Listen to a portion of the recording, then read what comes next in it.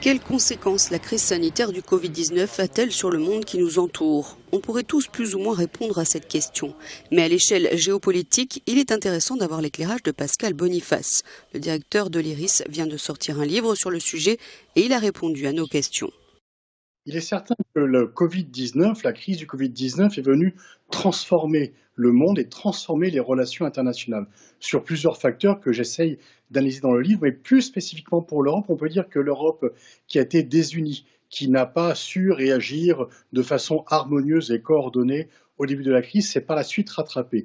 Elle s'est rattrapée sur deux points. D'une part, en mettant en place un plan de sauvetage économique extrêmement ambitieux et qui est venu briser quelques tabous européens. Et on peut dire que la solidarité l'a emporté sur les égoïsmes et qu'un plan ambitieux a été mis en place, mais également que l'Europe s'est révélée comme acteur global des relations internationales, notamment en mettant en place un plan très généreux et très fort d'aide, notamment aux pays africains. Et pour le chercheur, les pays occidentaux ont des leçons à tirer de cette pandémie qui était plus que prévisible selon lui. Cette pandémie était non seulement prévisible, mais elle était prévue. De nombreux documents, aussi bien en France que dans d'autres pays, de nombreux documents de prévision, de scénarios disaient que le pays, notamment la France, pouvait être bloqué par une pandémie qui éclaterait.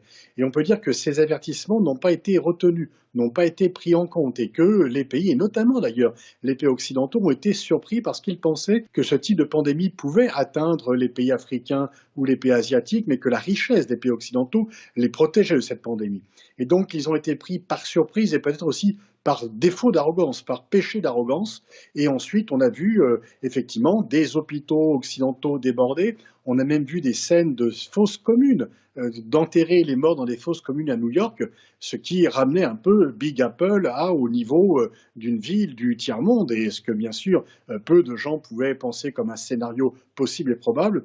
Et donc très certainement, le monde occidental s'est cru trop facilement à l'abri d'une pandémie qui, dans son esprit, ne pouvait atteindre que les grands pays asiatiques et africains, mais qui en fait est venue toucher de plein fouet les pays européens parce que les pays occidentaux ont finalement payé un plus lourd tribut au Covid-19 que les pays asiatiques ou africains qui étaient censés être les plus fragiles.